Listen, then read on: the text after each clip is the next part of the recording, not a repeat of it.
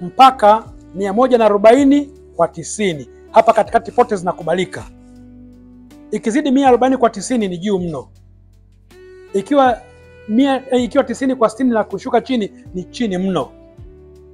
Lakini ukiwa na magonjwa fulani fulani tunapunguza isizidi 140/90. Kwa mfano ukiwa na ugonjwa wa figo, inabidi ile normal tunatakiwa isizidi 130/80.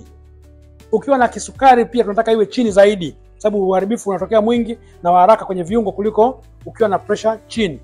Kwa hiyo kwa mtu ambaye hana magonjwa mengine tunaruhusu mpaka 140/90. Lakini ukiwa na magonjwa daktari atakwambia kwamba kwa ugonjwa wako au kama ushawahi kupata stroke siku ya nyuma, haturuhusu ivuke 130/80.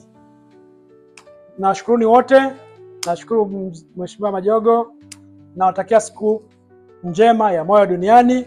Naomba tuingie sasa kwenye vipimo tuweze kuchapa tusipoteze muda mwingi zaidi. Asanteni.